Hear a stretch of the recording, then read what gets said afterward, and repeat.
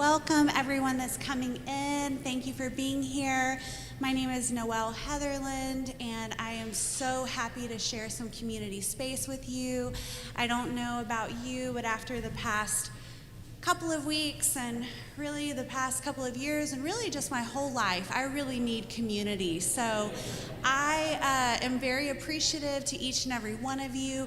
We will be getting started in approximately 4 minutes. So it's a great time to grab some food from the back, some water if you need that. Restrooms are right through here to the back. If you need to go to the restroom, just go through that hallway. And then we have some candles that you can grab. We also have some flowers for the ofrenda. If you didn't bring anything and you'd like to place something on the ofrenda over there in honor of someone, feel free to grab those flowers that are on the table. If you look behind where R and Candace are waving, you can grab some flowers, and we will get started in just a couple of minutes.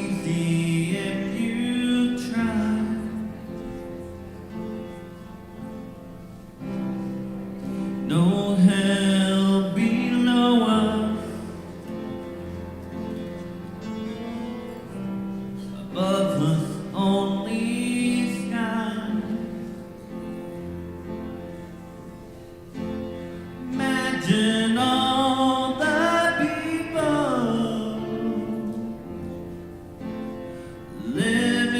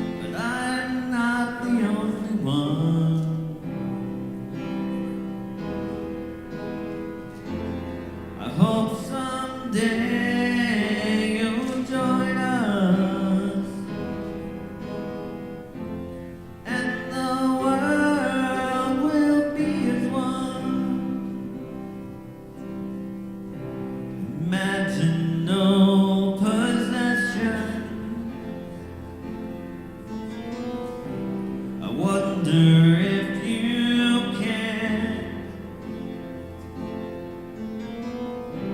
No need for greed or hunger,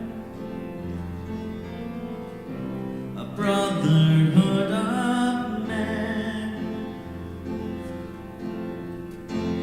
Imagine all the people sharing all the world.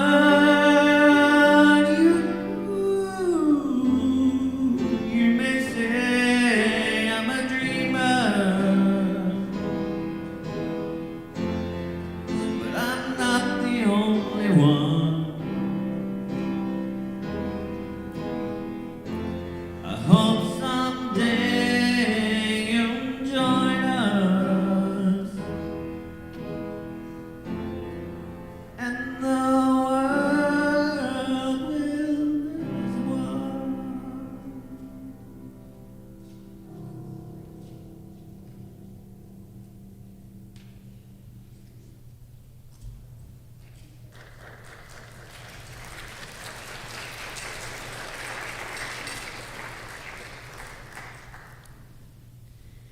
Welcome. Good evening, everyone. My name is Noelle Heatherland. I am the statewide organizing manager for Georgia Equality and an activist and advocate for collective liberation. And I am here just to welcome you into the space and let you know that we are so glad you're here. Thank you for choosing to be in community. I did want to mention that I believe if it's full down here, we do have additional seating that the ushers can point you to. I want to start, although this is not a religious service, we are extremely grateful to Virginia-Highland Church for being willing to host us all here this evening and give us community space to gather and be together. Thank you so much, Pastor Candace and the rest of the staff here at Virginia-Highland.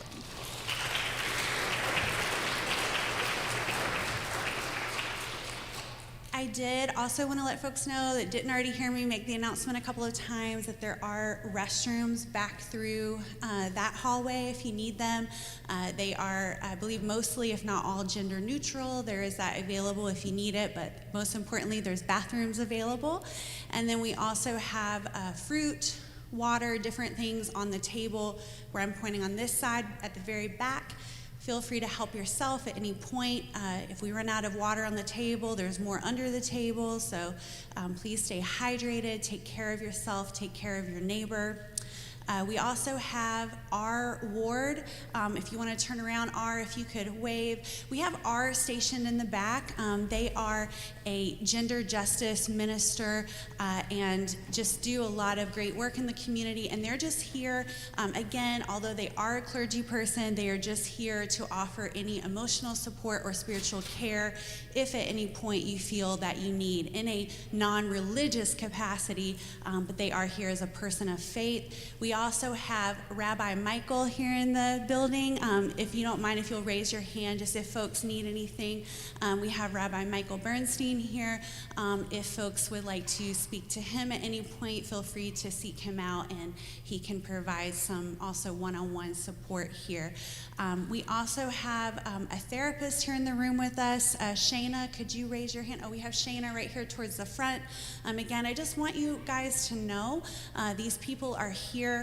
They're here to provide care. They're here to provide support. And if you don't need to talk to them during the vigil, feel free to find them afterwards, whether you want to talk to them about their faith community or whether you want to just talk to them as a person who I can say genuinely cares about all people. So please feel free to make use of their goodness and their love and compassion and kindness that's here with us tonight. I also want to thank Real Heatherly. They left, I believe, already to get to another commitment, but Real is the one who sang that beautiful song at the beginning, so we really appreciate him doing that. We also have my partner here doing a live painting for us. I believe the goal is to do a couple of portraits during the vigil, so we will see if we're able to get to both of those But although the vigil tonight is to honor Alex Preddy, we also recognize that there are so many other names that we want to uplift tonight. That's one of the reasons you'll see that we have not only Alex's name, we have Renee's name, we have Keith's name up here at the front. We also have a portrait of Keith Porter. We have Keith Porter, Tortuguita, Alex, Heber Sanchez, different folks' faces over on the altar as well, the ofrenda. So please feel free to interact and add to that at any point. If you'd like to grab a flower to put on the ofrenda, we do have those available in the back table over on this side.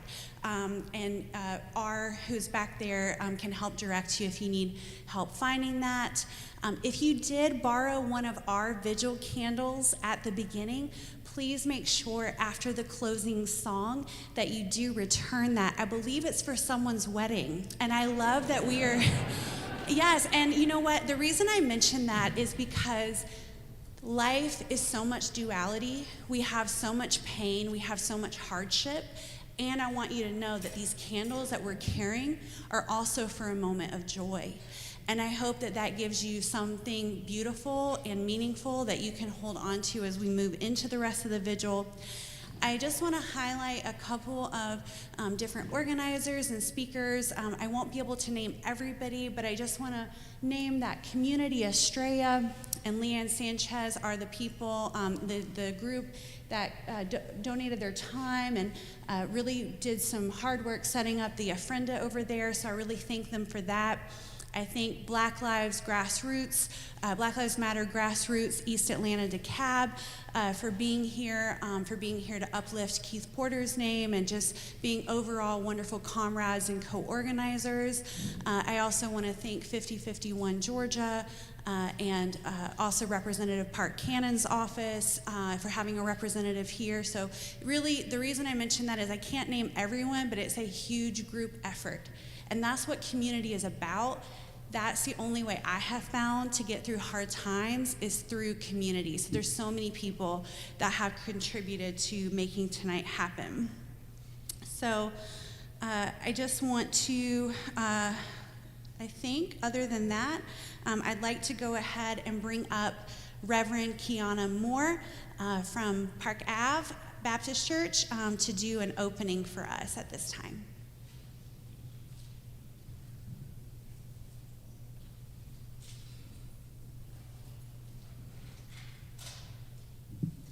Good evening, everyone, and thank you for coming out tonight.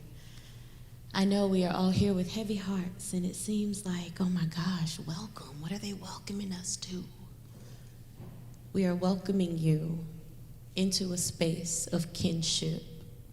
We're welcoming you into a space where you can feel free and be free to feel how you will and to let those feelings be.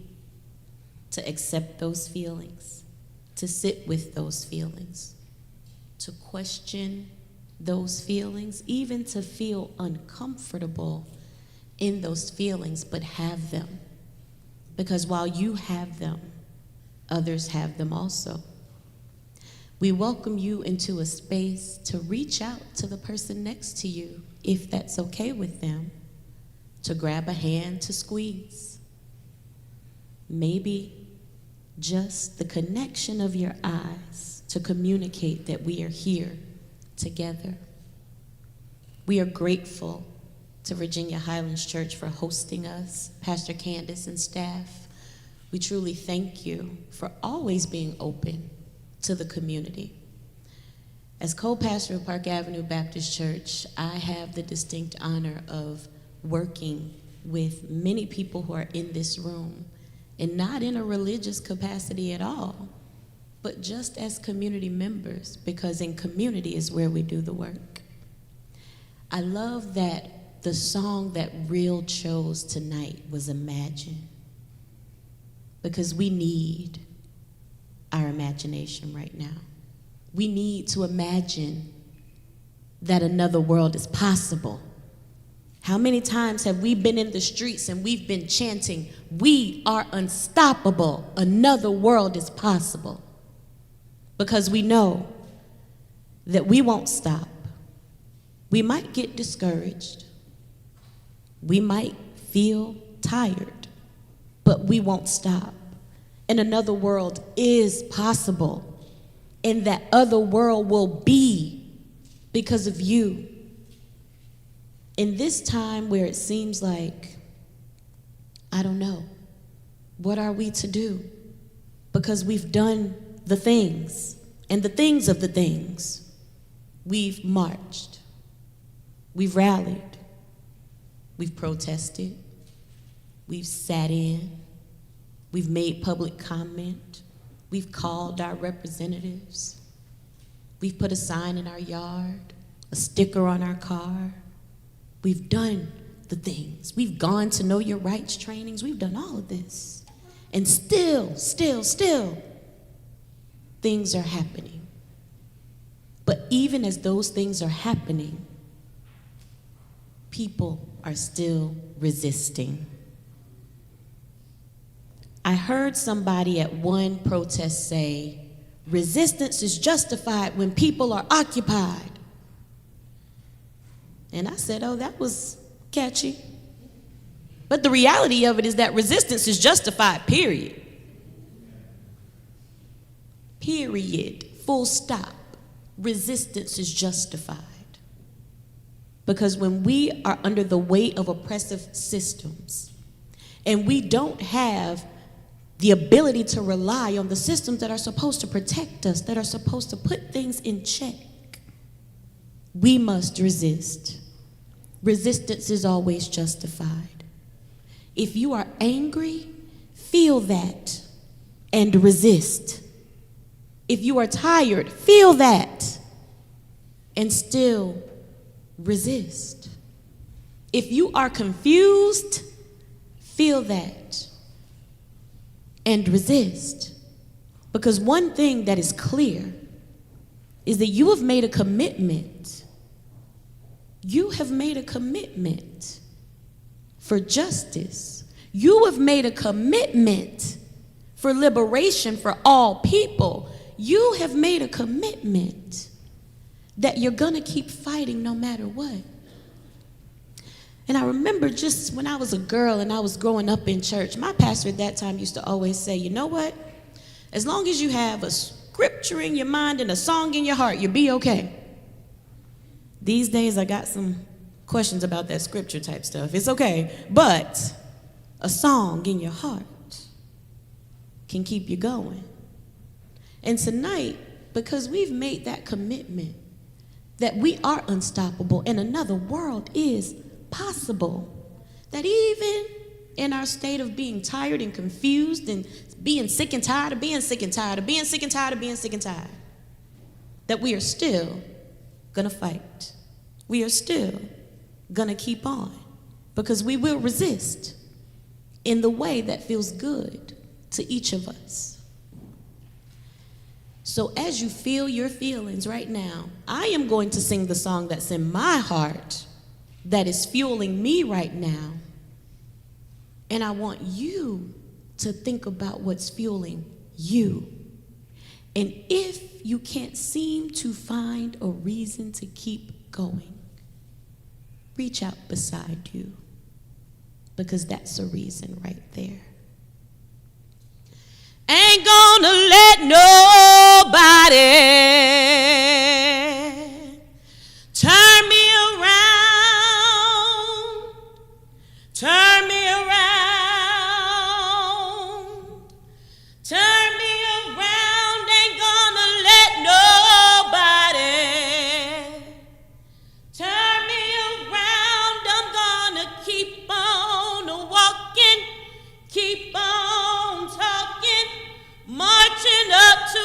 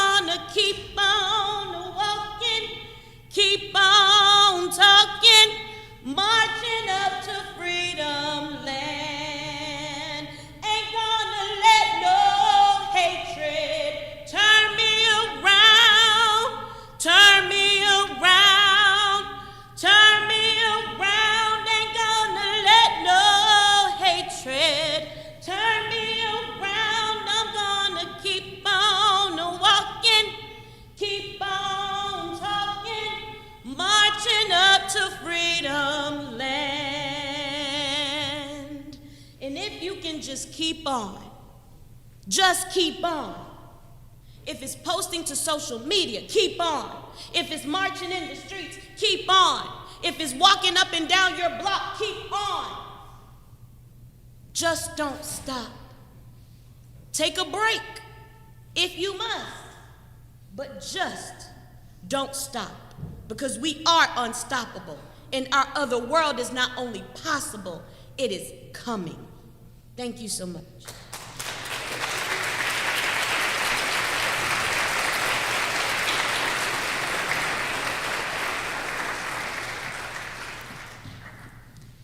Hey everyone, I am just back up here because someone I had invited to be here tonight could not make it, and I still want to uplift their name and the work that they do.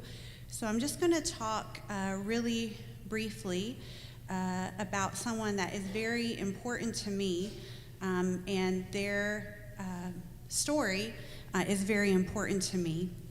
And that is the woman that created the slideshow video that you're seeing this evening. Her name is Ashley McKenzie, and she has an organization called Say Their Names Monuments. And the reason Ashley has that organization is because her son, Jalen McKenzie, was lost to police violence. And I name that because although we are at a community vigil tonight to uplift someone who was murdered by ICE and other folks who have been harmed and murdered by ICE, this is a lot bigger.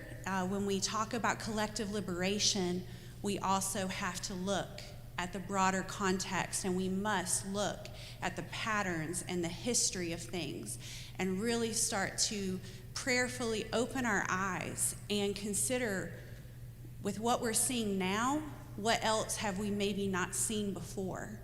And I want to make sure that Ashley McKenzie, I want to make sure that Jalen McKenzie is remembered, is honored, is supported with the same emphasis and the same energy as us here tonight.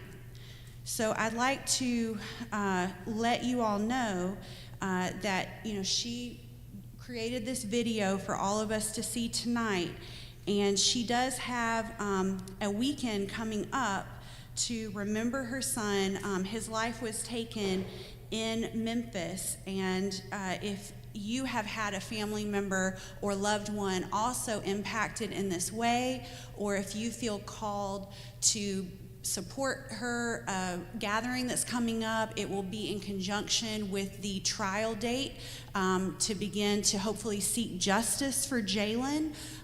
If you can, if you would like more information or to connect with her, I would be happy to do that. I'm sure Dr. Queen, sitting on the front row, raising her hand there, would be happy to help you do that.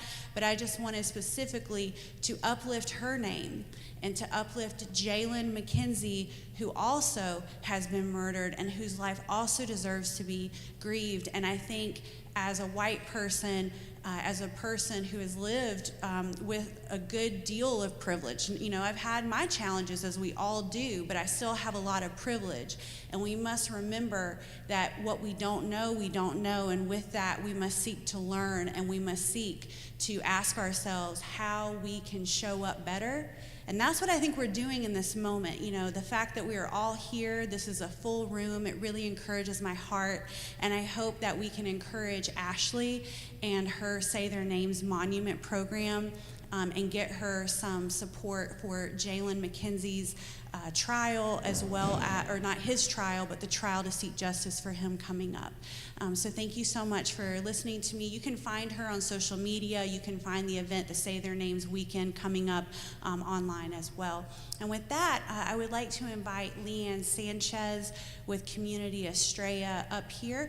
Leanne is the one who created the Ofrenda, and I would like her to be able to talk about that and invite folks to experience that a little bit more. And I will let you know, Leanne speaks both Spanish and English, and she actually translates herself. And so if you're thinking, she's only speaking in Spanish and I don't understand that, don't worry. She's also going to speak in English. But I think what I really love about how she communicates and how she does her presentations when she shares is that many of us in the room only speak one language fluently.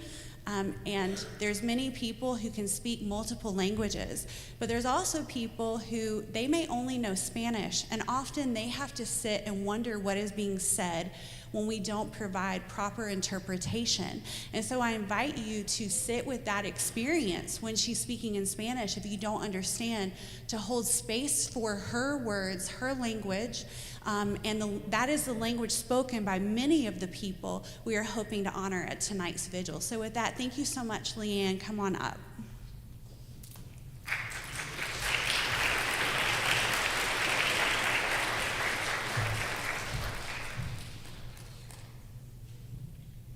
Okay, hello everyone.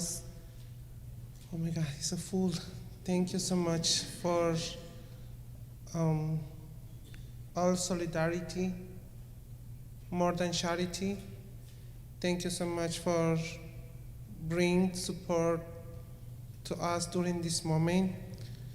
And I will speak in Spanish, and also I will translate to English on the Google Translate.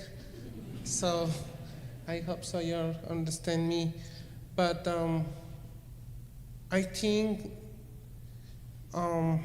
okay, so I live in Community Estrella. We serve, mobilize, culturalize indigenous, including trans and queer communities, or who identify as queer, indigenous from indigenous Latin American. And I wanted to every people who identify as martial, medicals in the street,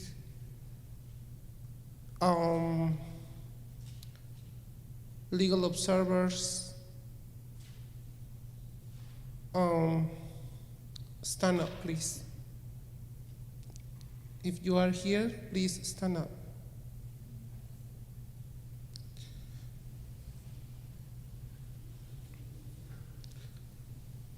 Marshals, medicals in the street.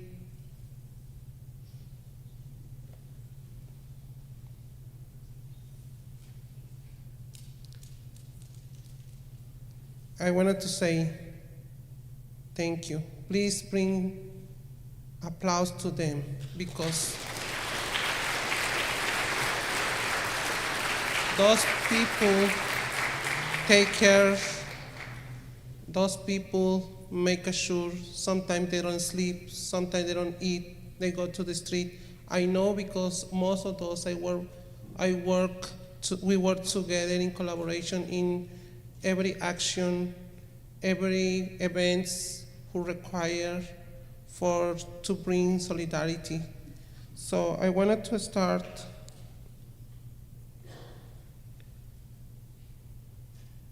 hoy nos reunimos en vigilia no solo para recordar, sino para despertar y dejar de normalizar estas injusticias y estos asesinatos. Nos están matando. Porque guardar silencio también duele y también mata. Honremos a nuestros ancestres, a quienes caminaron estas tierras antes de nosotros, antes de la colonización. Estamos hoy en tierras robadas y colonizadas, manchadas del despojo de sangre, pero sostenidas bajo la resistencia y la memoria. La justicia migratoria no es una ideología para mí, es mi historia. Fui encarcelada por inmigración. Estuve 14 meses en confinamiento solitario. Conozco las condiciones inhumanas, insalubres, que se viven en esas cárceles. No solo marcó mi cuerpo, marcó mi alma, mi salud mental, y con ello me empujó a querer suicidarme, inclusive a matarme, como lo pasan otros compañeros en esos lugares. Hoy le decimos sin miedo: ICE tiene las manos embarradas de nuestra sangre, sangre inocente, sangre de madres, de padres, de hijes, de personas que solo buscan dignidad, solidaridad, justicia, equidad. Por eso gritamos: basta. Basta de cárceles de inmigración, no más jaulas. Necesitamos espacios de sanación, espacios de comunidad como estos. Y nuestra vida. ICE, fuera de nuestras comunidades. ¿Por qué persiguen y matan a quienes cuidan y defienden a nuestra vida? Hoy les invito a pasar al altar, traigan una flor, una vela, un objeto para honrar a quienes murieron en manos de ICE y de este sistema cruel. Que este dolor se transforme en compromiso, acción colectiva, porque decimos comunidades sí, jaulas no, porque decimos ni una más y porque vivir sin miedo es un derecho, no es un privilegio.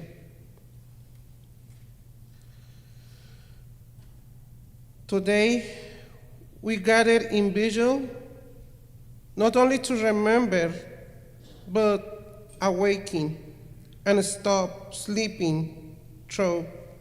Stop normalizing those injustices and those killings, because they are killing us, and because remaining silent also hurts and also kills. Before continuing, I wanted to honor our ancestors, those who walked these lands before us. Before the colonization of this America, today we stand in stolen and colonizing lands, land stained by disposition and blood, yet also held by resistance, memory, and life. Talking about immigrant justice is not an ideology for me, it's my story. I was incarcerated for immigration. I spent 14 months in solitary confinement. I know firsthand the inhumane, unsanitary, and cruel conditions inside in immigration prisons. The conditions not one should ever endure. That confinement does not only mark my body, it scarred to soul and my mental health, and it's pushing me toward suicide and death, like other peoples who are here. There, I learned something. The chain and the poorer people value lives, they value work, they value the solidarity, and for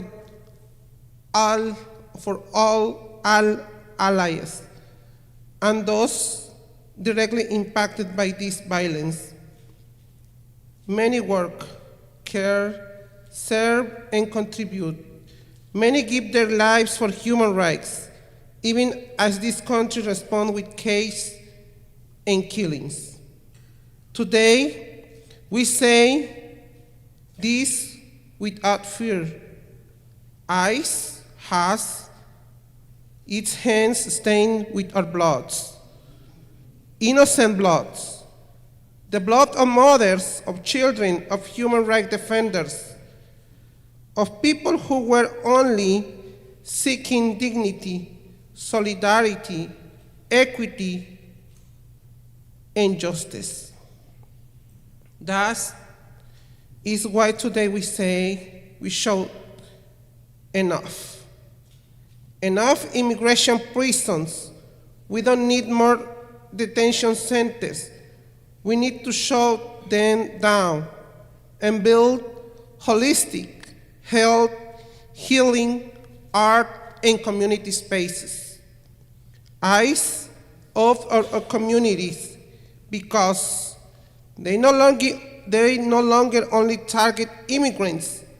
Now they target elderly angels who care for, protect, and defend life in times of persecution. Today, we honor the memory of yet another hero. Their killing is not isolated. It's the result of the humanism policies, fair as a strategy, and a system without accountability. This government speaks of freedom. This country speaks of freedom, yet our rights are being violated.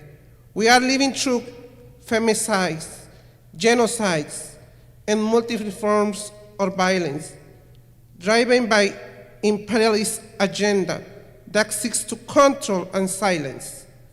And we ask with broken hearts, where are human rights? Where are we supposed to be to go? Where are we supposed to be to escape? Today, we invite you to come to the ofrenda, bring a flower, candle, photo, and any object to honor those who died at the hands of ICE and this cruel system. May this pain be transformed into commitment, into organization, and into collective action.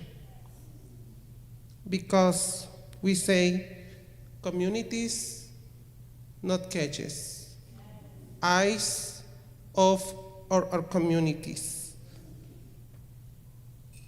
Because human dignity is not negotiable, and because we will keep fighting until living without fear. It is a right for all of us. We are here and we not go anywhere. We are our America continent. Thank you.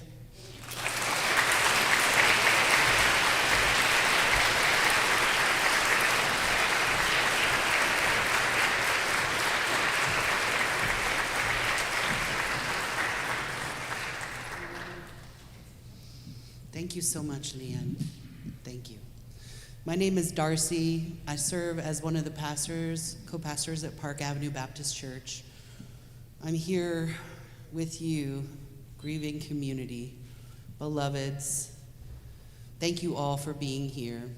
I'm gonna lead us in a meditation, a grounding. It's a practice that we have really become a part of and have grown around. We hold this collective grief together, and we hold it, and we have ways of releasing, ways that have been taught to us by our siblings and our kinfolk who are the sacred wisdom keepers of this land, the Muskogee people. And so it's simple practice. We can sit here and now and begin imagining our way. It doesn't make the grief go away. It, in fact, maybe might open up a little. And I'm so grateful that this space and this time, we do have people here to hold each other. And as we move into that space, we remember what we are here for. We remember that institutional violence is violence is violence. And we're here today for Alex Preti. We're here today for Renee Good, for Heber Sanchez Dominguez, for Keith Porter, for the Taylor family, for Godfrey Wade. We continue to stand for DeAndre Phillips. We sit in the neighborhood of Park Avenue and Grant Park, not 2 miles from where Rayshard Brooks was killed in police violence. These landscapes overlap. They are all here at once. It makes me think of the words of the poet Joy Harjo in an excerpt from her poem, There Is a Map. There is a map, a series of maps that are here, there, and always have been there, here. They are transparent and layered one on top of another, one generation upon another.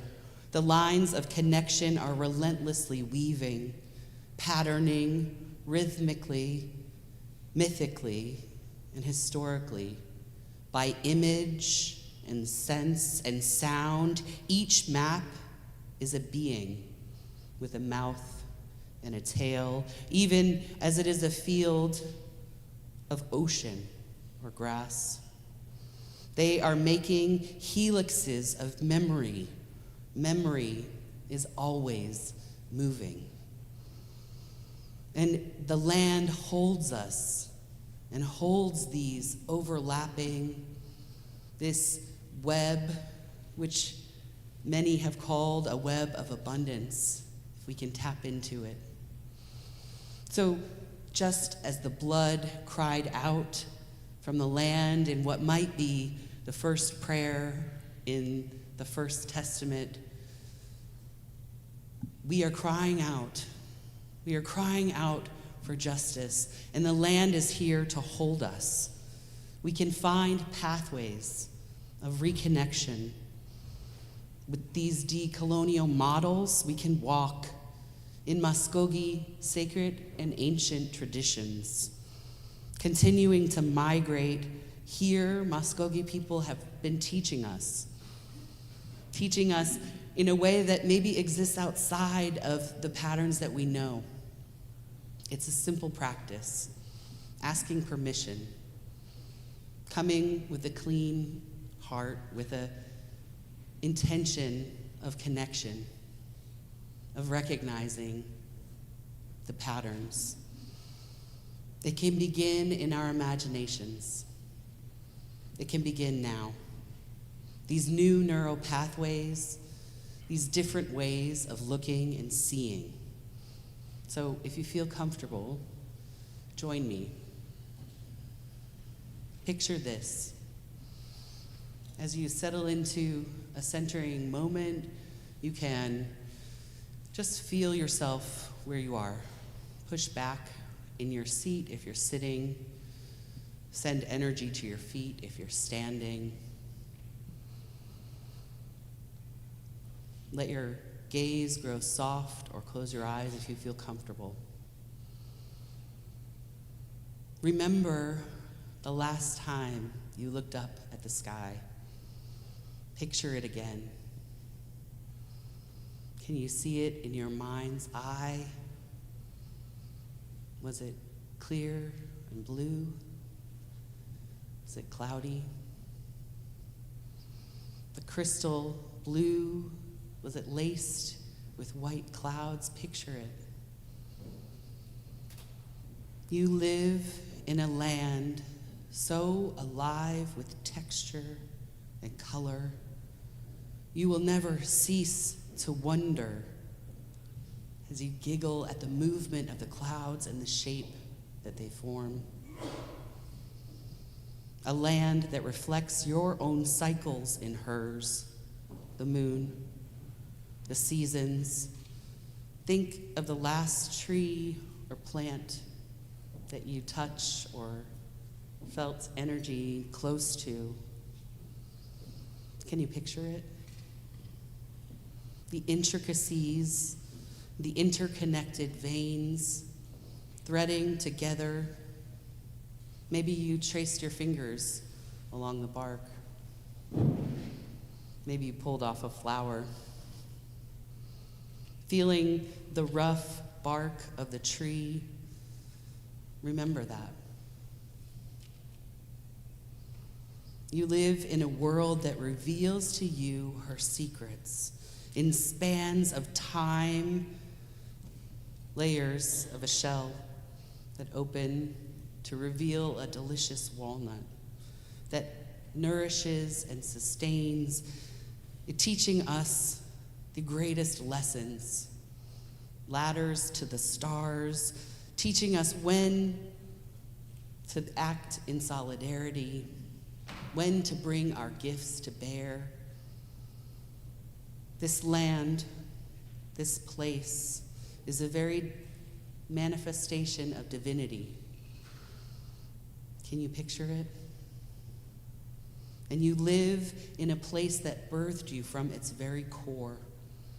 Mud in your bones and red clay in your veins. A land where every stone could be your greatest teacher, and every tree a ladder to the stars. You have perspective. You are here and there. These practices,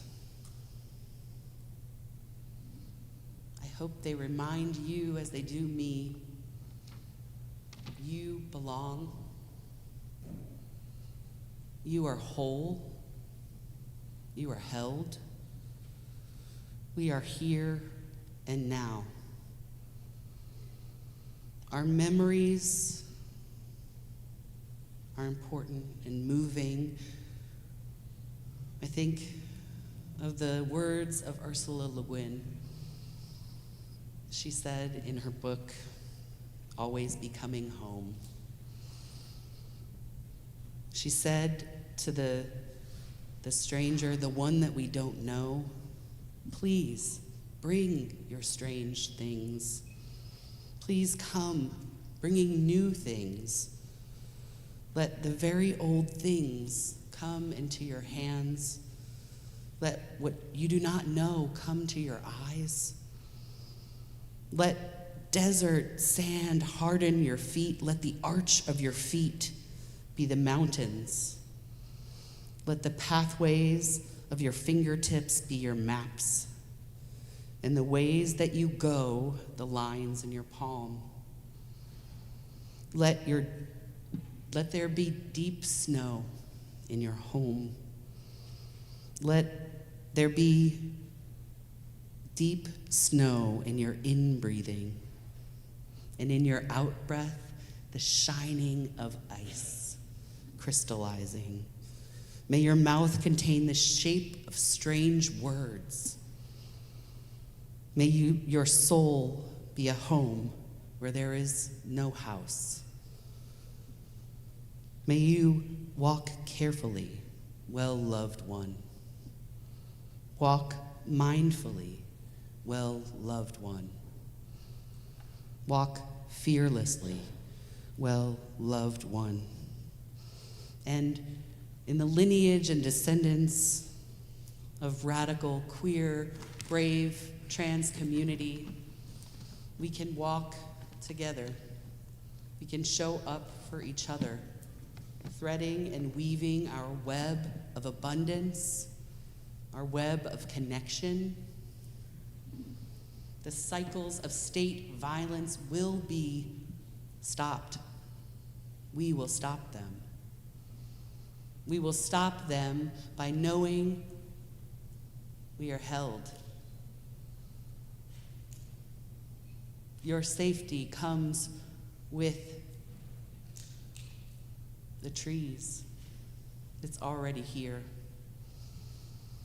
And we will be free together. We will declare our belonging. So I say to you, as Ursula Le Guin said, walk carefully, well-loved one. Walk mindfully, well-loved one. Walk fearlessly, well-loved one. I'd love to invite Mildred Pierre up next. Mildred, the wife of Rodney Taylor.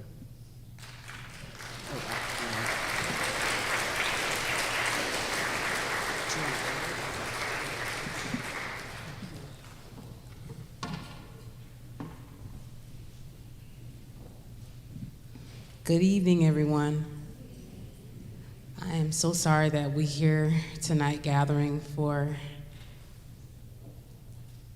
the killings, the kidnappings, the abductions, the separation of families. But I'm grateful that I am able to stand before you this evening. My name is Mildred Pierre. I am the wife of Rodney Taylor. Today, across cities and towns all over this nation, people have poured into the streets because we have reached a breaking point.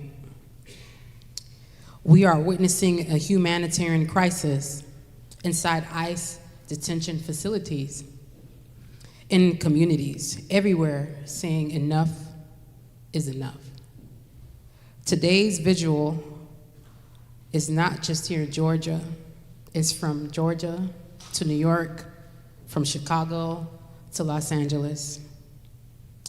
And we stand here in solidarity with Minnesota. There are a collective cry for justice, a collective demand that this country finally live up to its promise of dignity, safety, and freedom for all people. We are here today in the names of Renee Good, Keith Porter, and now Alex Preddy. We just gathered here a few weeks ago, right? Some of you faces, I've seen you guys. We are also here in solidarity and support of the family of Amari, Godfrey Wade, and my husband, Rodney Taylor. These three individuals whose stories expose a system built on cruelty, neglect, and dehumanization. Let's bring this national crisis a bit closer to home.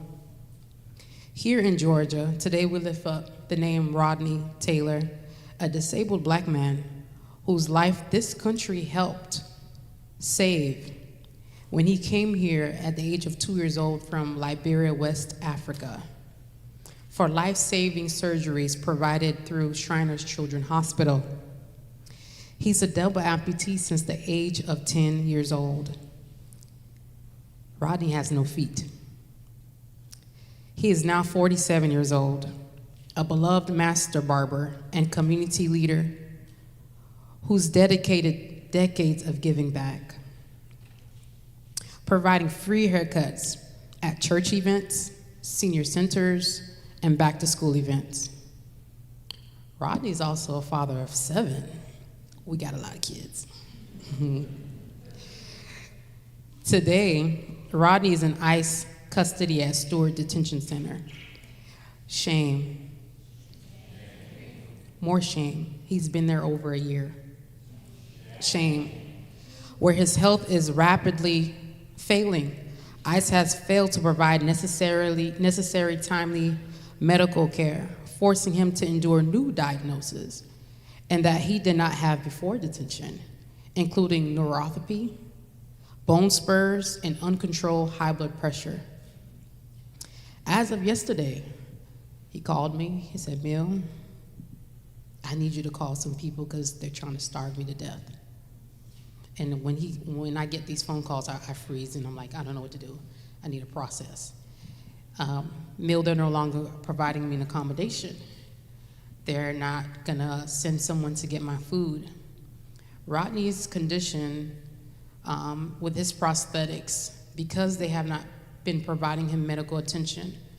If you guys know anything about prosthetics, you have to wear liners, you have to wear a rubber slip. Rodney's rubber slip, the liners, has thinned out because they have not replaced them. Not only that, when I advocated for him and I told them, hey, he has new prosthetics, they knew that since January, they didn't provide it until May. However, when they provided the prosthetics in May, they were not calibrated. What does that mean, Mill?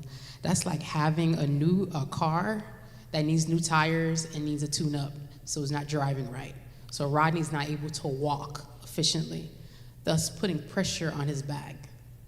This is how the bone spurs happen. This is how he has now neuropathy, and I learned yesterday, scoliosis. This denial of accommodation includes no access to food. They usually send someone to get the food for him 3 times a day, breakfast, lunch, dinner. So you can imagine walking, going, walking back, walking, going, walking back. Rodney cannot do that. It's the length of a football field. The most he could do is walk from his pod, from his room, to the phones, and to the shower. They're no longer providing that for him. Another thing is the showers. They're not providing him proper accommodation for showers. For 3 weeks, Rodney couldn't take a shower because he required a shower stool. So the prosthetics are high-tech. They're like computers. If you guys, I don't want to expose my age, but remember RoboCop? He has that on both his legs. Well, they cannot get wet. They're microchip computer, very smart technical prosthetics. And so he has to remove them to be able to take a shower. Well, they were not providing him that accommodation. And when they finally did, they told him, you have to wait till everybody take a shower, and then you can take a shower. What does that mean? That means the showers are filthy. They're full of human feces, bodily fluids, mold, you name it, it's there. Well, Rodney has to crawl. Remember, he has no feet. On his hands and on his limbs, through that, just to take a shower. Yeah, let's take that in. Yeah, it's been hard. So last summer, when Rodney couldn't walk, ICE response was solitary confinement. They put him in solitary confinement for 3 days. This neglect is not isolated. Renee, Keith, Alex Preddy, Silveraro, Gonzalez, Godfrey Wade, Amari, and Rodney represent 2 sides of the same crisis, a detention system that is not designed to keep people safe, but to break them. We must be clear. What happened to Renee, Keith, Alex, Preddy, and Silverero is what is happening to Rodney. It's a result of isolated mistakes or bad apples. This is the predictable outcome of a system built on punishment, racism, ableism, and profit. When we detain people far from their families, deny them essential medical care, silence their cries for help, and place disabled individuals in cages not equipped for survival, we create the conditions of death. And death is exactly what we're seeing. Today, nationwide, protests and vigils are also a declaration of something else. Community power across the country. Disability justice activists, immigrant rights groups, faith leaders, medical professionals, Black community organizers, and families of detainees have come together, and you all are here sitting next to each other in support and in solidarity. This kind of coalition, broad, intersectional, unapologetic, is exactly what we need to take down and to dismantle the violence of ICE and to protect the lives of people like Rodney and Godfrey Wade. We are saying with one voice that we will not allow another Renee. We will not allow another Keith Porter. We will not allow another Alex Preddy. We will not allow another Silverado Gonzalez. We will not allow Rodney to become the next obituary. We will not allow Rodney Taylor to be another Vigil. We will not allow this level of suffering, to continue in silence. We gather today because we believe in a different future. A future where no disabled person is thrown into solitary confinement. A future where medical care is treated as human right. not a privilege. A future where immigration enforcement does not function as a death sentence. A future where families are not torn apart and left begging for basic compassion from elected leaders. We gather today because protest vigils coming together, community support, change outcomes, charge them to. Public pressure outcomes, collective outrage. When Rodney got picked up a year ago, I was pulling out the driveway. It was early in the morning, heading to bring my then 4-year-old and 6-year-old daughters to school. And a car blocked me from the front, and then 2 more cars came behind that car, and then a car pinned me in the back, and then another car came behind that. And some of them had guns drawn, some of them had their guns on their hand. The cars were completely unmarked. The gentlemen had bullet vests that were unmarked, and my kids started crying. Mommy, what's happening? Mommy, what's happening? I don't know what's happening. It was like a scene from a movie. And I looked at Rodney like, did you do something? And he was like, no, Mill. I could laugh now. But in that moment, it was scary. My kids cried and cried and cried. Mommy, what's going on with Daddy? What happened? Why are they doing this to him? That was just the beginning of what we're seeing right now.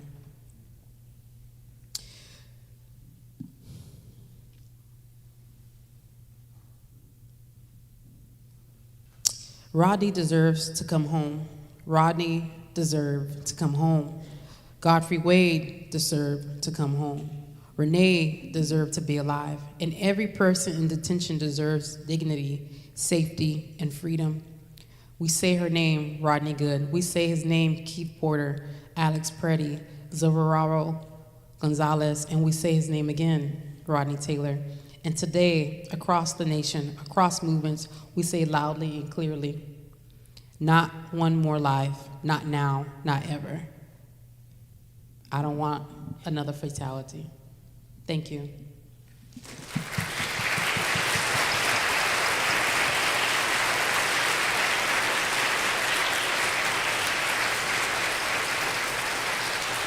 Thank you. Right now, we invite Godfrey Wade's family, April, his fiancée, and his daughter, Christian.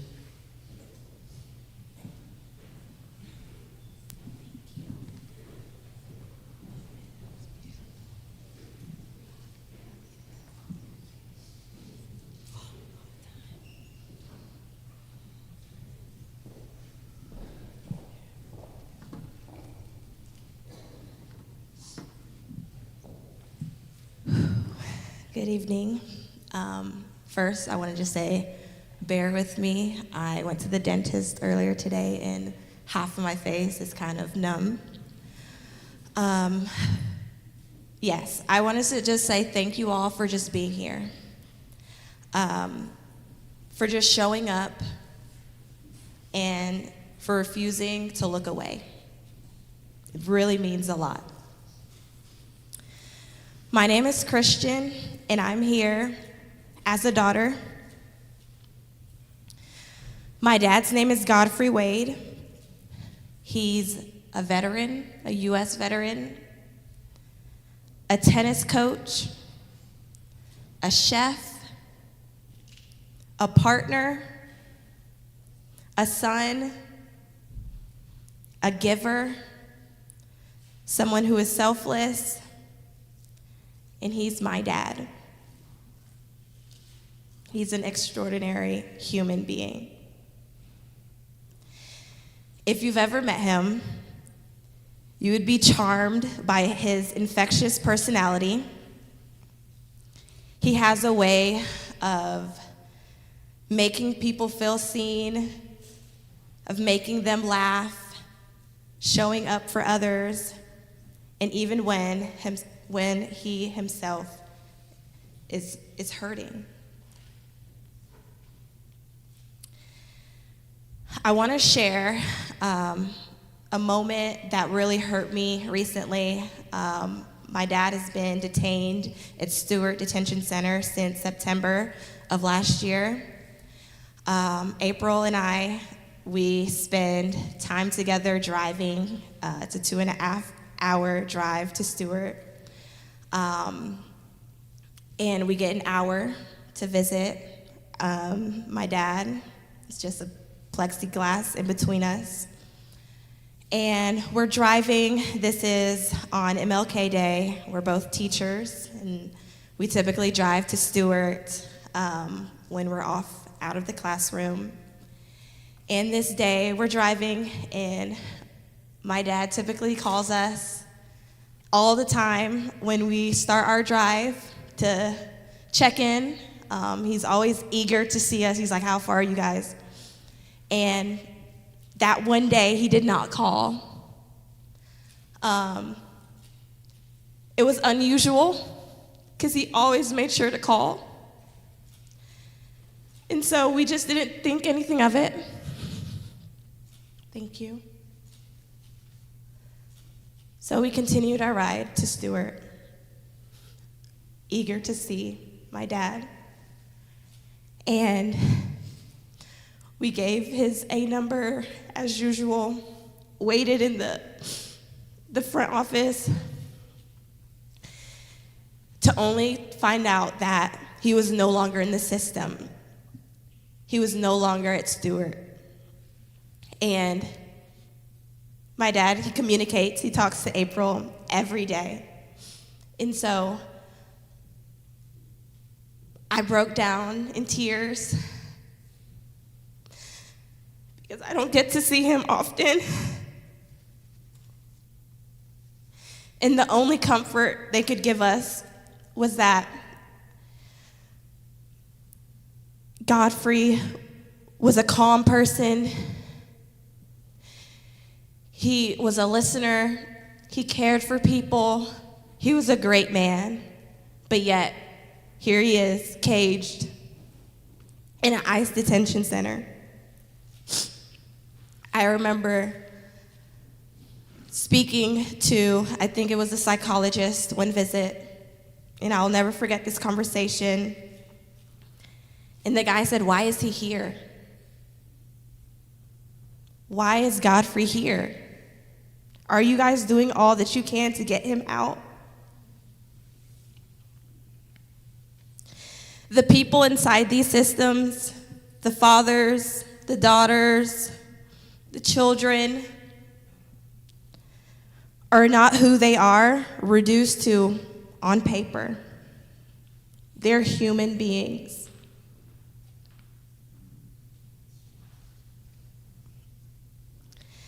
My dad served this country. He poured into this community. He raised family. Yet he's caged. He's in Louisiana right now, awaiting deportation.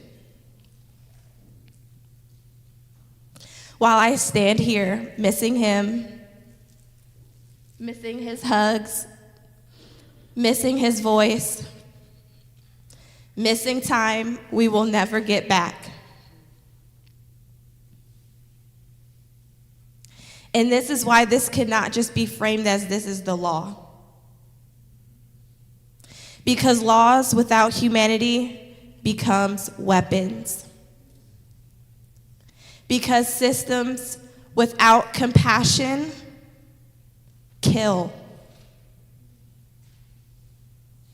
So tonight, as we grieve Alex and all the others who have lost their lives, we must continue to speak for the living who are still trapped inside a system that treats people as they're disposable.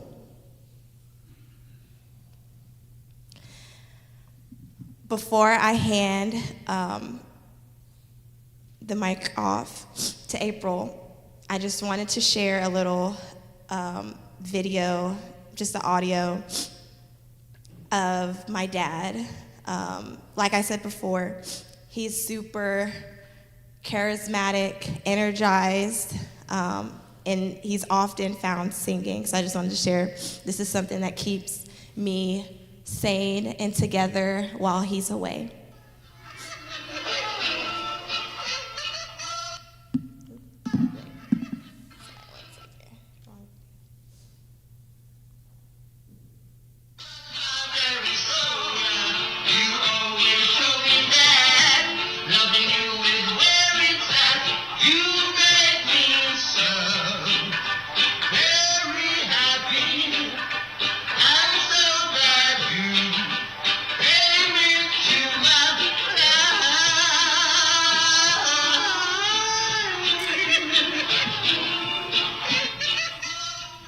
So, this is my dad. Okay, she just.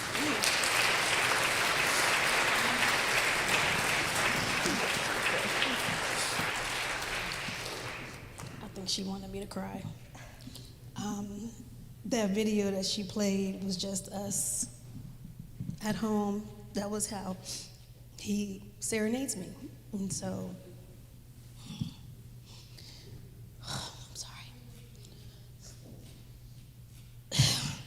So, it's hard to hear that, and I was playing that actually today. I was playing that today. So, just to give you a little more background about Godfrey. He came here when he was 15. He came as a permanent resident, and so when people lump everyone together as illegals, everyone does not come here illegally. And for even those that may, it is a very expensive endeavor. But he came here at 15. And he came through New York. And then he decided that he wanted to join the Army. He served proudly. He served in Germany. He talks about it all the time of how much he appreciated serving this country and all of the friendships and things that he has learned. He taught that to his children. They talk about when they were children, how he taught them cadences. He did all of those things. And so when he was taken on September 13th, it was for a traffic violation. And he and I were not together, but he did call me. And we were close, so I was able to be there when he was arrested. When I went to go pay his bond, they told me that he had a hold. I didn't really understand what that hold was, but I later discovered that that hold was for ICE. This came about, yes ma'am, Shane. This came about because 20 years ago, he had 2 infractions. One was a bounce check. I don't know how many of you have bounced a check before, but that was one infraction. He did pay it back. And then the second one was domestic related, and there was no violence or anything, but he ended up taking a probation. My apologies, a probation. And then several years later, he missed an immigration hearing. It is the missing of the immigration hearing that is really the crux of the issue. He didn't miss it because he wanted to miss it. He missed it because the information was sent to the wrong address. And since that information was sent to the wrong address, he had no idea. And so on September 13th of last year, they picked him up. And it has been 138 days. I counted it today. 138 days since he has been gone. And as Chrissy has stated, her and her daughters come over all the time. He loves his grandchildren. He has 3 grandchildren. He's a father of 6. And this has been an extremely challenging time. And I do want to thank you for welcoming us here so that we could tell our story. I'm thankful for Mildred, just meeting her. Godfrey was at Stewart Detention Center, and Mildred is putting it mildly because it was terrible, and he does not tell all of the things that happens there. There were times where the plumbing did not work in his particular pod. There were times where it was challenging to go outside. It was challenging for him to receive his medication. In November, he started to develop a cough. I felt that he caught the flu. That flu lasted for 6 weeks, 6 to 7 weeks before he was able to get medication. And one day he called me in such pain that he was afraid to go to sleep. And it is, as a partner, as a family member, you feel helpless. What am I supposed to do? Who am I supposed to call? And so I'd made several phone calls. I called Core Civic. I called Senator Ossoff's office as well as Warnock's office. And eventually he was able to get the medication. And he started to feel better. And so Christy and I, we went to see him in December, and we're like, good. We went to see him in the beginning of January. All right, great, we're good. It's not a pleasant experience because you go in there, you can't have anything on you. You're looking through plexiglass. You cannot touch him. I have not touched him in 138 days. And so then on Martin Luther King Day, and Godfrey, like she said, he calls me every day. That is part of our deal, that we communicate so that I can hear his voice. I can hear how he's sounding, and he can hear how I'm sounding. We lean on each other. But on that day, on that previous Sunday night, he didn't call me. We had spoken earlier on Sunday. He didn't call me Sunday evening. And so on Monday morning, he also didn't call me. He would have called me to make sure I was up, to make sure I was headed to see her. And so it's in the back of my mind thinking, something's not right. And then when we got there and they told us, yeah, he's no longer here. And I'm like, what do you mean? And they said, oh, he knew he was leaving. I said, he absolutely did not. Because he would have called me. He would have found a way to pick up that phone and call me. And we did not hear from him from Sunday until Tuesday. And when we finally did speak, he informed me of his transit. In his transit, he was shackled on his hands, his feet, his waist. They were flown from Georgia to to Texas, and then from Texas to Louisiana, and then they drove him to Richwood Correctional Facility. Richwood Correctional Facility is a former prison that is now a detention center. And he has now been there for a little over a week. And you know that storm, that winter storm that we had here in Atlanta, well, it really impacted Louisiana to the point where they did not have water for 48 hours. And so again, you're calling me and you're saying, babe, you have to do something. And I am like, what am I supposed to do? You're in a whole nother state. And it's an 8-hour drive. We can't just pick up and go see him like we could at Stewart Detention Center. So for 48 hours, he did not have any drinkable water. They were unable to shower. They were unable to use the toilet. And it was very challenging. And so, it's hard to talk about it, but it is things that do need to be known. And for Godfrey's case, what we are asking for, because he never got to go before a judge. He's been there 138 days. He's never gone before an immigration judge because he has a letter of deportation. And since he has that letter of deportation, the government doesn't necessarily have to allow him to see a judge. And so what we are asking for, we're asking for the government to give him just that one hearing, that one opportunity, that one chance to have his case be heard, because of the mail, he wasn't able to go to that hearing in 2014, simply because of the mail. And the government knows it because they have all of the letters that were returned to sender. And so this man, he's 65 years old, and he is not the oldest person in the detention center. There are individuals that are 70. Can you imagine your grandparent, your grandma, your grandfather, 70 years old, sitting in this detention center, no matter how vibrant they are, because Godfrey is a very vibrant 65-year-old. You would not know it. He plays tennis. He's a tailor. He's a chef. He's all of these things. Very, very much a vibrant person. But he's 65 years old, and he's in there with other individuals that are older than him.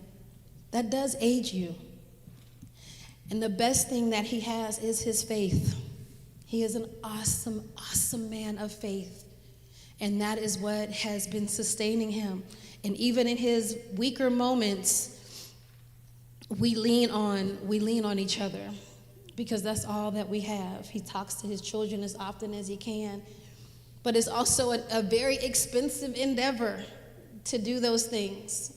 It's not an inexpensive thing to make those phone calls or to travel to see him, because to travel to Louisiana requires a lot of logistics. So I do want us to get married. I would love for us to get married here in the United States as opposed to Jamaica. And even now, the anxiety, because you don't know. You have no idea.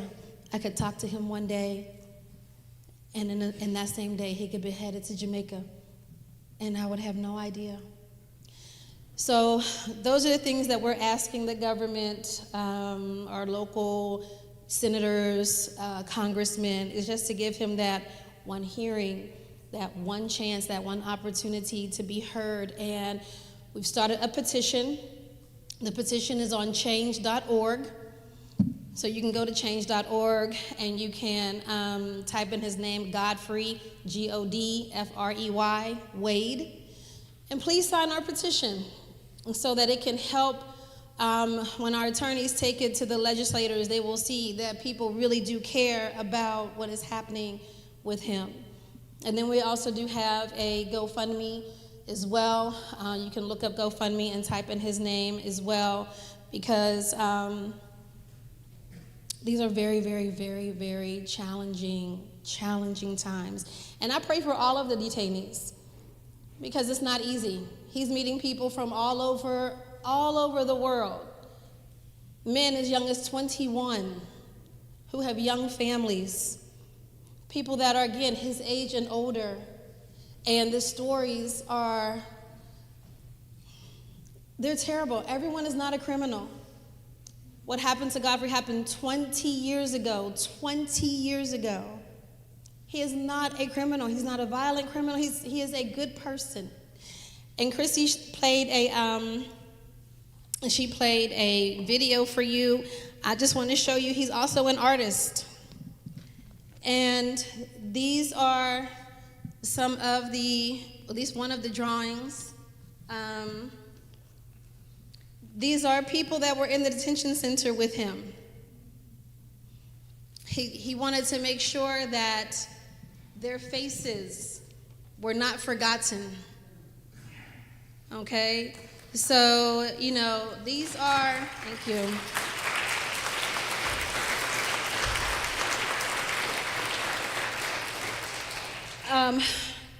Some of these men are no longer here in the United States. That was his way of trying to, make a terrible situation a decent situation and make sure that these men's faces were known and that their stories were also shared as well. So I want to thank you again. I want to pray for the families of, because Alex Preddy, that messed me up, something terrible. Renee Good messed me up as well. Keith Porter, all of these individuals that were taken from us, all of the individuals that were taken in ICE custody. And when you are a family member, you have no idea. When Godfrey called me and he was like, I'm scared to go to sleep because the congestion is so bad. And so if I went for a long period of time and I did not hear from him, the anxiety was very, very high because you have no idea. There's 1,000 people. Stewart Detention Center is overpopulated. I think there's over 2,000 people in there. And so if one person catches a cold, guess what? Everyone catches that cold. And now he's in Louisiana, and now you have a whole new group of people that you are in contact with. So that cold that he had that started in November is still with him in January. And it's like, what can we do? You're a veteran. They know you're a veteran. They know you serve this country because he tells it all the time. And my question is just, What else can we do to help get him out, to help get Rodney out, to help get all of those people, because everyone does, they don't deserve what they're dealing with in these places. Thank you.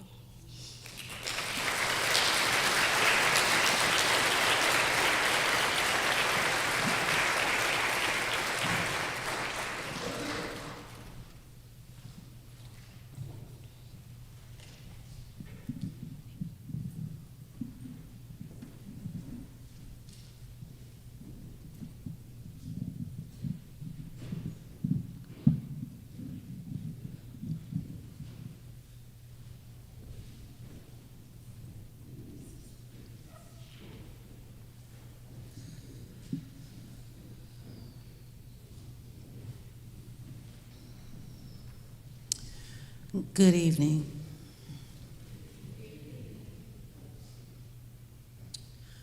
My name is Dr. Portia Miller, known as Queen. I'm with Black Lives Matter Grassroots, East Atlanta DeKalb, representing National Black Lives Matter Grassroots, directed by Dr. Melina Abdullah.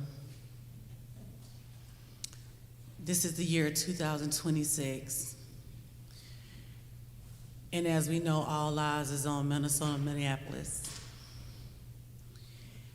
And as we see, normally when I attend these vigils, these type of room settings are filled with people of color. Yeah. These vigils are filled with people of color.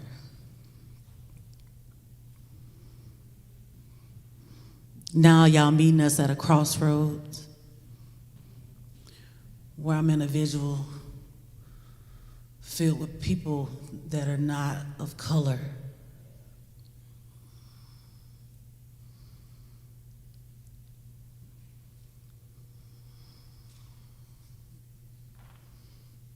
Justice for Renee Good.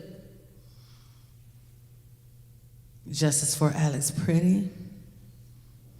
And all the others that lost their lives to the hands of ICE. But at the beginning of 2026, a man by the name of Keith Porter was unalived in Los Angeles, California. U.S. Immigration Custom Law Enforcement Officer Brian Palacio shot Keith Porter Jr. late on New Year's Eve at a North Ridge apartment complex in Los Angeles, California. According to a sworn declaration submitted by attorney Michelle Diaz in custody dispute between Palacio's girlfriend and her ex-husband, which has been made public. On New Year's Eve, as the world thirsted for celebration, a black father of two, a son, a neighbor, a community member, Keith Porter stepped outside in front of his front door to celebrate. And like many around the nation, we enjoy New Year's Eve. And so much like a person like me that live from the hood, we celebrate in all type of fireworks. We gonna keep it clean. Don't wanna frighten nobody. But I say that to say, you know, he fired his gun in the air to celebrate just like any other neighbors that was in the neighborhood. The coming in of 2026. The off-duty agent who lived in that neighborhood in his own unit put on his tactical gear, grabbed his ICE-issued firearm, stepped back outside, and shot this black man dead in front of his own home. Only reports of Keith killing hailed the murderer as a hero, as they painted Keith Porter out as a suspect instead of a victim. This is normal protocol when black people are murdered unlawfully. The real Keith Porter was his mother's only child. He called and checked in with every single morning. He's always talked about his stellar work record and his laughter that he brought as a coworker when he worked at Home Depot. He was a girl dad who brought light to his 9-year-old daughter and never stopped bragging about his 20-year-old that is a great student, sophomore at the University of Texas. Keith was deeply loved by his community in Compton, California, and moved to Northridge for love. And if anybody know about the city of Compton, it is a very, very high Somalian neighborhood.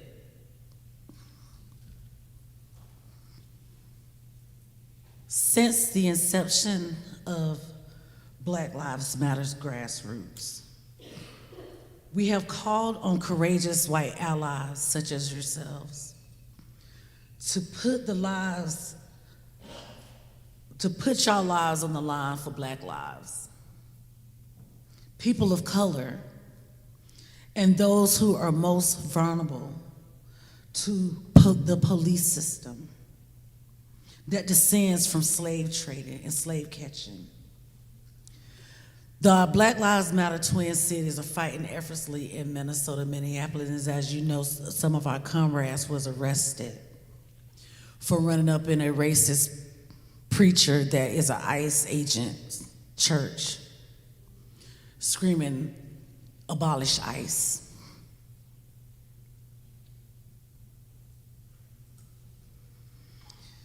They have been responding increasingly to the ICE presence in their community, and since last year, Minneapolis has been heavy and on the call. And I just want to say, Atlanta Metropolitan, please keep your eyes on Minneapolis, Minnesota, so we'll know what to do, what not to do, and we're gonna be ready. We're gonna be ready, and as we know, our dear sister Mildred Pierre Taylor, her children's school was interrupted by ICE yesterday. The murder of Keith Porter, Renee Good, Alex Pretty are especially jarring because they are birthright citizens of America. And this is where we all meet at as American citizens. And as a U.S. Army veteran, I am very disgusted about the way things are being handled. We know that the answer lies in our community and in our solidarity. And in the name of Keith Porter, Renee Good, Alex Predator, and so many others that have lost their lives, as y'all see on the teleprompter, we fight, and we're gonna continue to fight the good fight. We fight for a world where parents live to raise their children and they can realize the world that they imagine for them.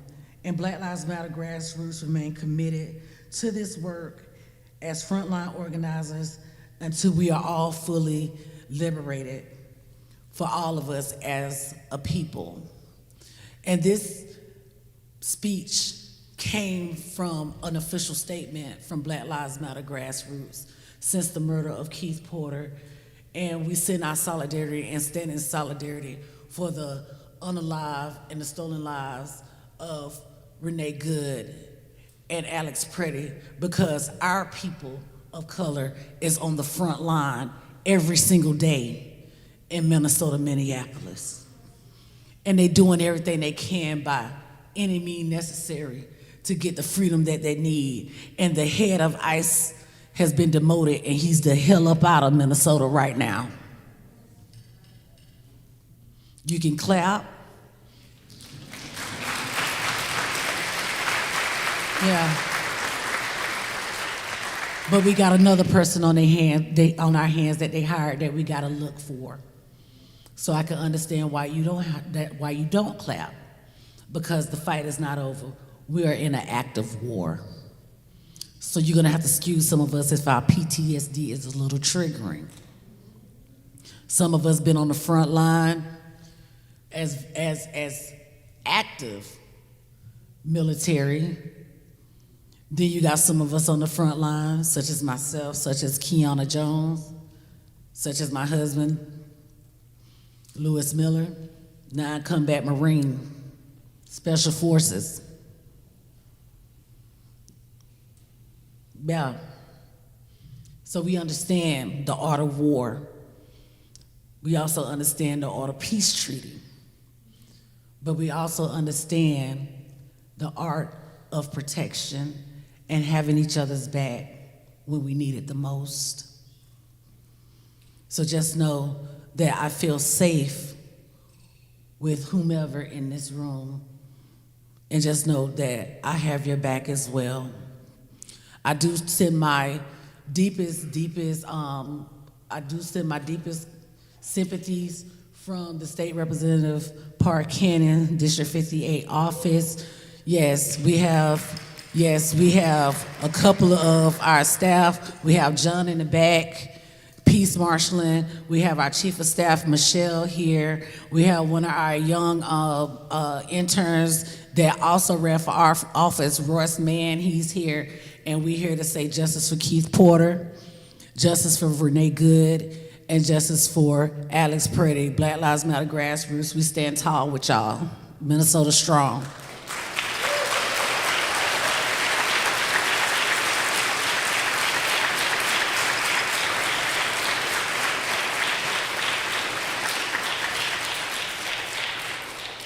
So without further ado, I would like for y'all to hear Keith Porter in his own words about the person he is, because one thing about it, there is nothing like hearing from the person that knows themselves, like themselves, and it stands to know the character of how his family feel, but there's also somebody else that would like to tell y'all themselves about Keith Porter right after him. I don't blame anybody. I'm not negative. Like, I have a wonderful spirit. You know what I'm saying? I love art. You know what I'm saying? And I'm gonna keep on doing it because that's just the way of life. I love God. I am a very godly person. And that's how I'm gonna continue to live my life. I got two beautiful young little girls out here, and I'm gonna raise them the way that I'm supposed to. You know what I'm saying? I pray. I talk to my brothers. You know what I'm saying? Talk to God, family. Because at the end of the day, that's all I really got. But I feel rich though, you know?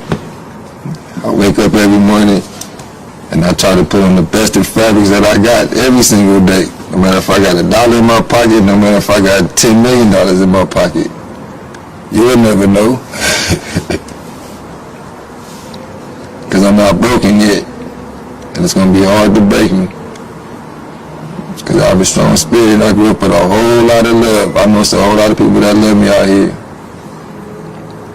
You know what I mean? My name is Anaya Porter. My father's name was Keith Porter Jr.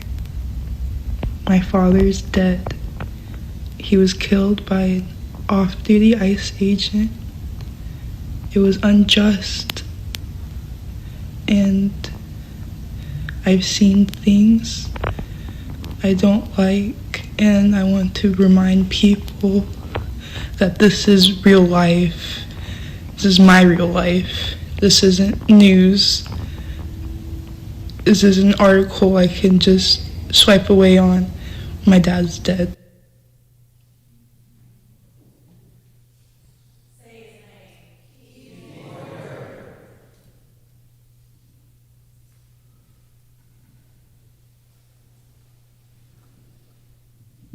Say his name.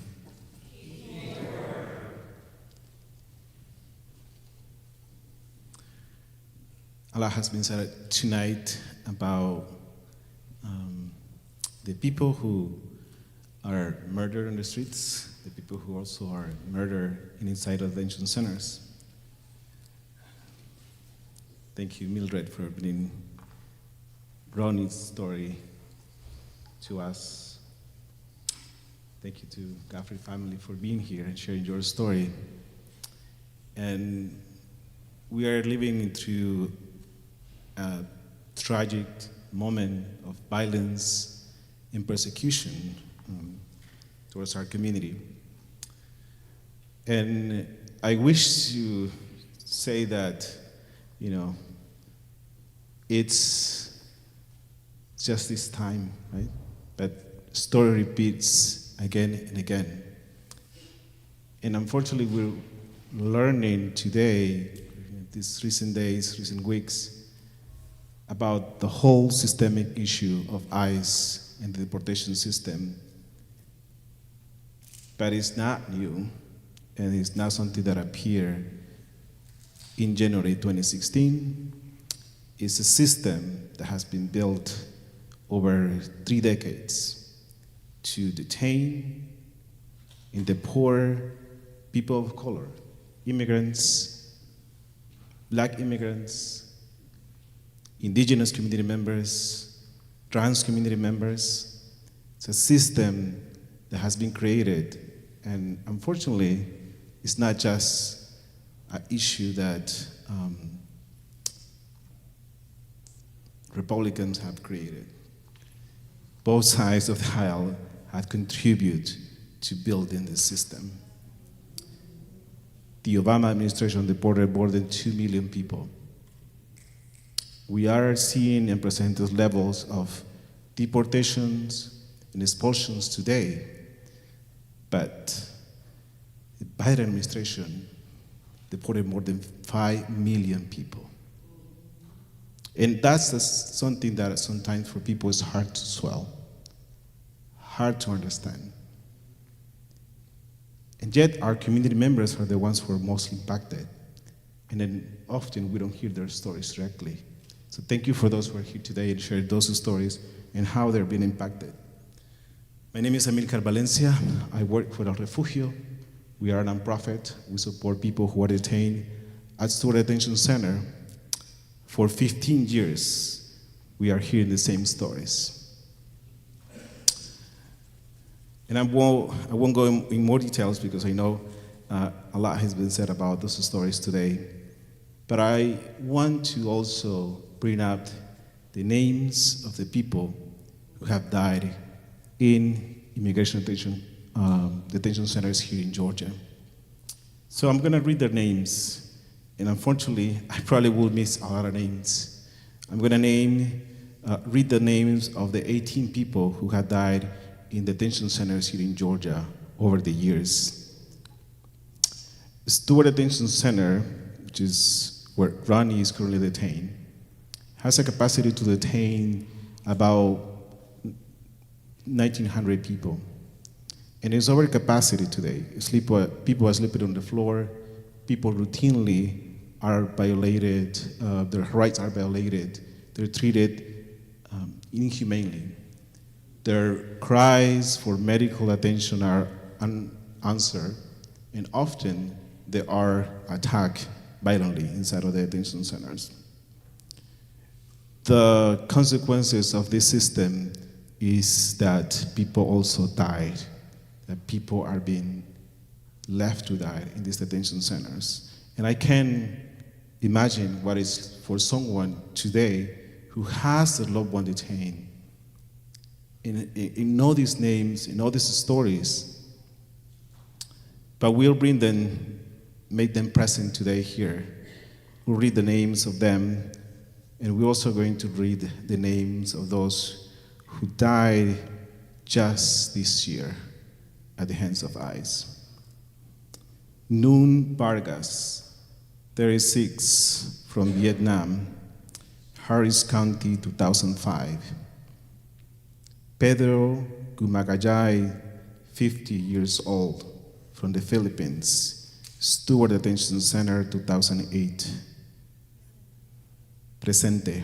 Roberto Martinez Medina, 39, from Mexico. Died at Stewart Detention Center in 2009. Presente. Miguel Hernandez, 58, El Salvador. Died at the North Georgia Detention Center in 2011. Presente. Giancarlo Jimenez, 27, from Panama. Died at Stewart Detention Center in 2017. Presente. Atul Kumar Babuhavai, 58 years old, from India. Atlanta Detention Center, 2017. Presente.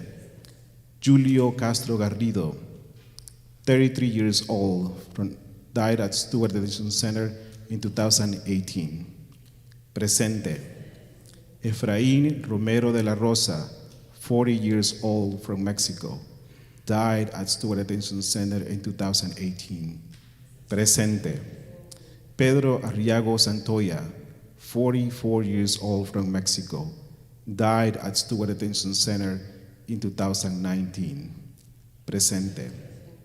Santiago Bateng Oshlag, 34 years old, from Guatemala, died at Stewart Detention Center in 2020. Presente. Jose Freddy Guillén Vega, 70 years old, from Costa Rica, died at Stewart Detention Center in 2020. Presente. Cipriano Chavez Alvarez, 61 years old, from Mexico, died at Stewart Detention Center in 2020. Presente.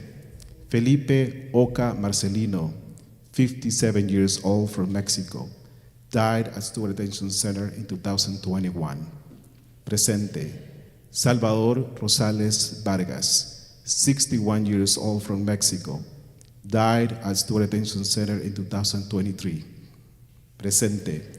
Jaspal Singh, 57 years old, from India, died at Folkestone Detention Center in 2024. Presente.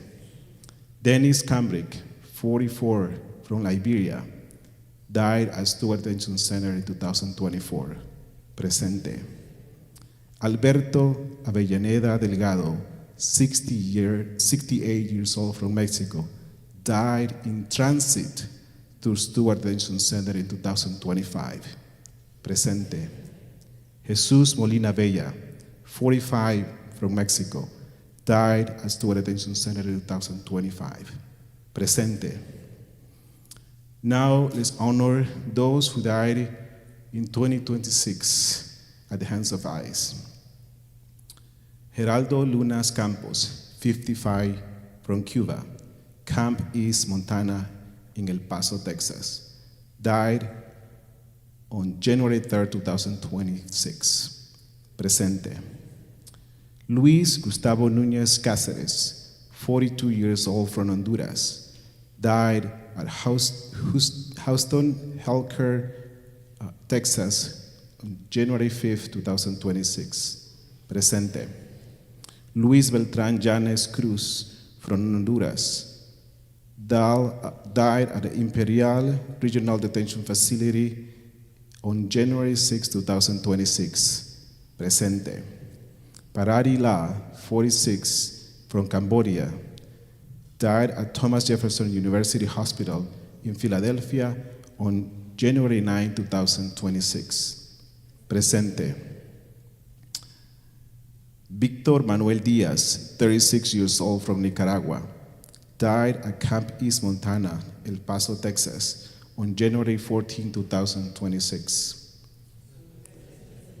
Heber Sanchez Dominguez, 34 years old, died at Robert A.D. Dayton Detention Center in Georgia on January 14, 2026. Presente. Renee Nicole Good, 37 years old, United States, died on January 7, 2026. Presente. Alex Perry, 37 years old, from Minneapolis, died on January 24, 2026. Let's also remember the 32 people who died under ICE custody regime in 2025. Keith Porter is one of them, and many others who have died crossing borders. Presente. They were real people. They had families, people who loved them, people who missed them. Someone was waiting for them at home after work. Someone was looking forward to have a date with them. Someone was waiting to play with them. Someone was hoping to hug them and grow older together. They are gone, and it is up to us to keep their memory alive. To truly honor them, it is to work every day to make this world a better place for all immigrants, for all communities. Please keep showing up, keep fighting.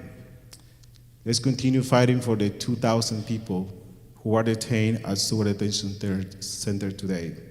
Let's keep fighting for Ronnie Taylor, for Guthrie. Let's keep fighting for the more than 70,000 people sleeping in a detention cell tonight. Let's fight it for those mothers, fathers, children, trans people, immigrants, all of them who need to be released from detention. The system that kills people must end, it must be dismantled. Thank you.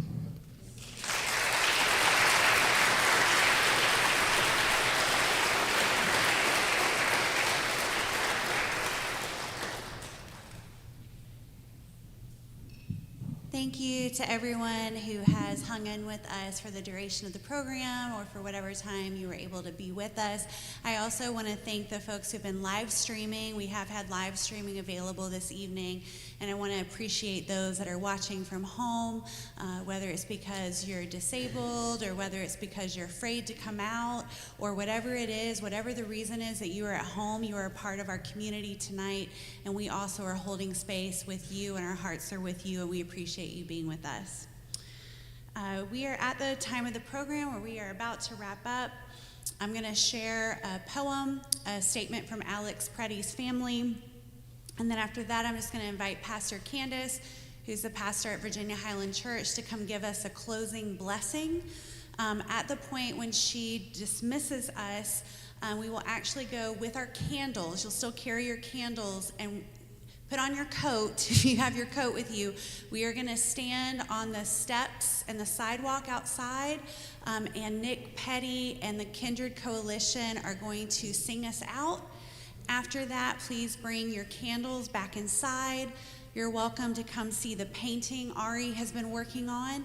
It looks like although I know she will add final touches later because she always goes back to her paintings, but we can appreciate the one that she's completed of Alex Preddy, and the other one she's working on. I'm sure if you want to follow her on her Instagram, you'll be able to see it completed. If she doesn't quite get it all the way completed, her Instagram is at Ari James Tattoos. And then I just want to thank the medics and marshals who were here this evening. Yeah, let's give them a round of applause. I want to also say thank you to the clergy people, the faith leaders, the therapists who showed up to be in this room with us. Even if we don't talk to them, having their spirits with us helps us get through a time like tonight and the days ahead. And with that, I'm going to go ahead and read a poem written by Joseph Fasano for Alex Preddy. Because his last words were for a woman, because he asked, "Are you okay? Are you okay?" Because he had learned to say it by standing each night beside the dying. Because sometimes he held their hands because he had lived only as long as the scent of childhood in an album, because he was a son, because he sang once, because of all of it, because of all of it, because of all of it. Tell the story. A breath has left, a country is dying, and a man laid his face on its pavement today, as though he were listening to a patient's heart. Even then, even at the ending, to do what he was here to do, to heal. Now for a statement from the family of Alex Preddy. We are heartbroken, but we also are very angry. Alex was a kind-hearted soul who cared deeply for his family and friends, and also the American veterans whom he cared for as an ICU nurse at the Minneapolis VA hospital. Alex wanted to make a difference in this world. Unfortunately, he will not be with us to see his impact. I do not throw around the hero term lightly. However, his last thought and act was to protect a woman. The sickening lies told about our son by the administration are reprehensible and disgusting. Alex is clearly not holding a gun when attacked by Trump's murdering and cowardly ICE thugs.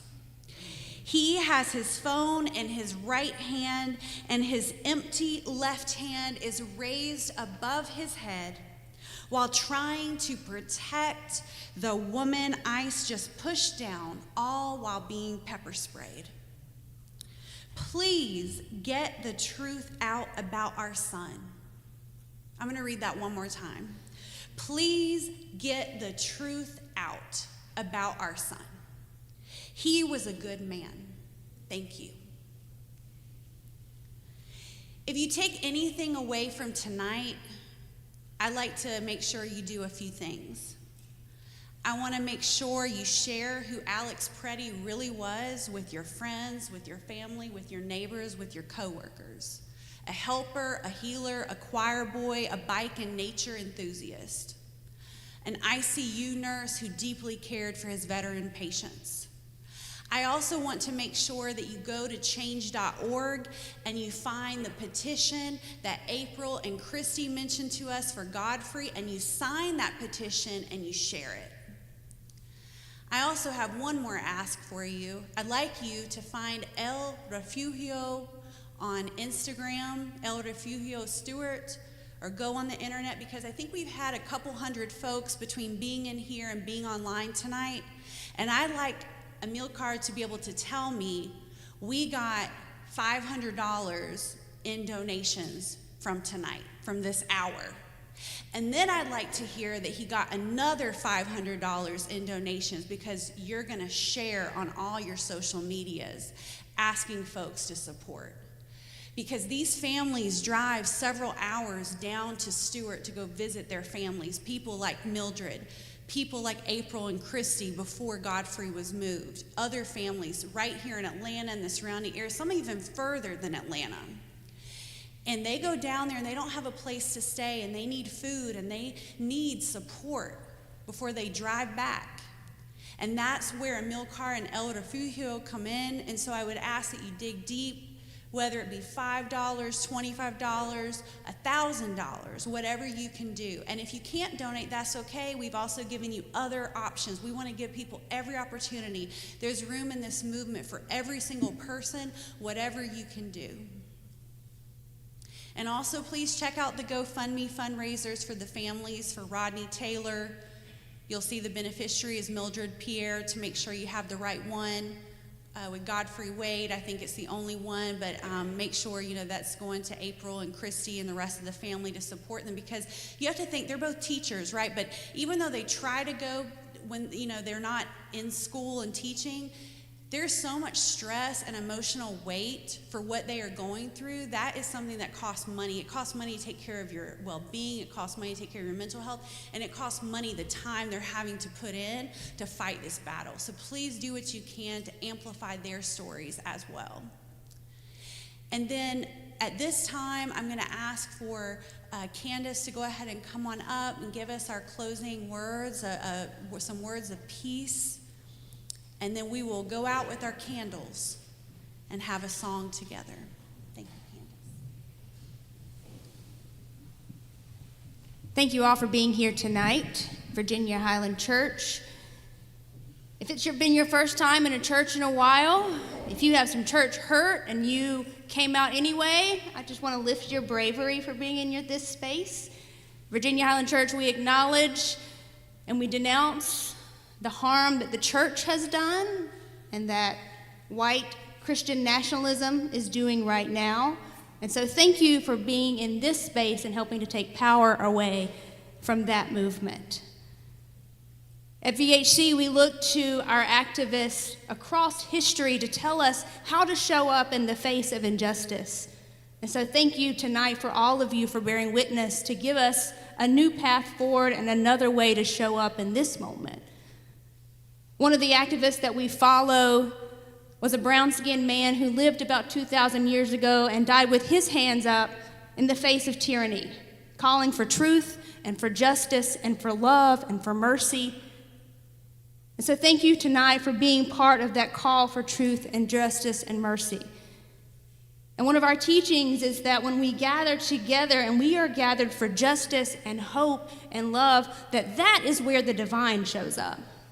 That's where the energy of the universe culminates right here with us.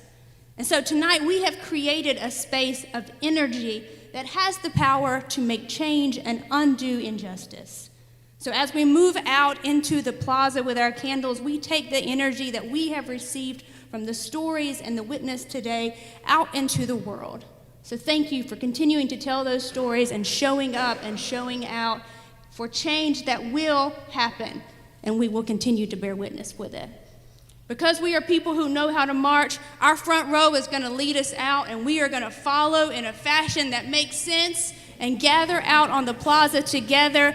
In our final song, grab your coat, grab your love. Let's go let the people hear it.